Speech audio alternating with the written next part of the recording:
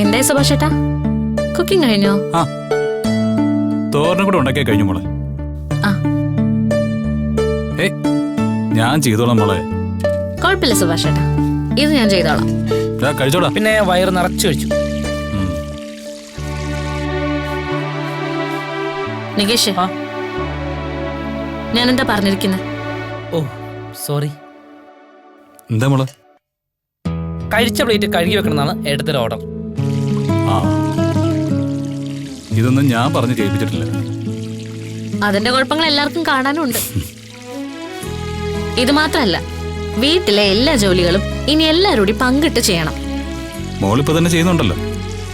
ഞാൻ മാത്രല്ല, എല്ലാവരും. ആ, നാളെ ഒരു പെൺകുട്ടി വന്നു കയറുമ്പോ എല്ലാവർക്കും വേണ്ടി സുഭാഷ് ചേട്ടൻ ഒറ്റയ്ക്ക് ജോലി എടുക്കുന്നു തോന്നും. ഏയ് അങ്ങനൊന്നുമില്ല. തോന്നും സുഭാഷ് ചേട്ടാ. ചിലപ്പോ ആ കുട്ടി പുറത്ത് പറഞ്ഞില്ലെന്ന് വരും, പക്ഷെ മനസ്സിൽ തോന്നും. പാത്രം കഴിയിട്ടുണ്ടേ. ഇനി എനിക്കുള്ള ഫുഡ് കൂടെ പാക്ക് ചെയ്ത് കഴിഞ്ഞാൽ എനിക്ക് കോളേജിൽ പോകണം. ആ, ഈ ചോദ്യത്തോടെ വെച്ചോ. അതിനാ സുഭാഷയുടെ ഭക്ഷണം കൊണ്ടോന്നില്ലേ? ഇല്ല. അതെന്താ? അത് എനിക്കുള്ളത് ചാന്ദിനി കൊണ്ടുവരും.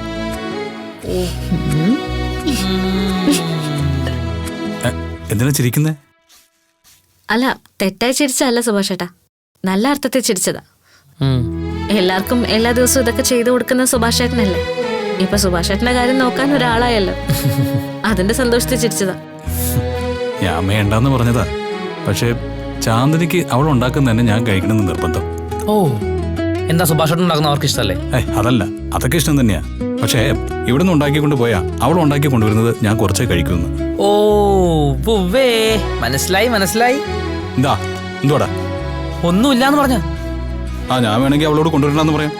അതിന്റെ ആവശ്യമൊന്നുമില്ല, ഞാൻ വെറുതെ പറഞ്ഞെന്നുള്ളൂ. അതെ, ചാന്ദിനി കൊണ്ടുവരട്ടെ. സുഭാഷ് ചേട്ടൻ അതൊക്കെ കഴിച്ച് സന്തോഷമായിട്ട് അവളോട് സംസാരിക്കും.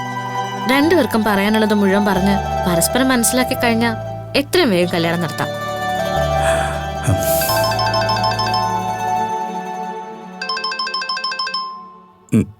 ഞാനിപ്പോ വരാവേ.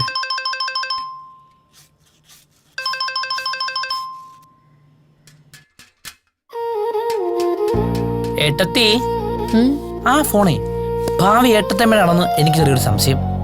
ഞാൻ പോയി ചെക്ക് ചെയ്തേ. അങ്ങനെ ചെയ്ത് നിന്റെ മൂക്ക് ഞാൻ മുറിക്കും. ഞാൻ വെറുതെ പറഞ്ഞല്ലോ.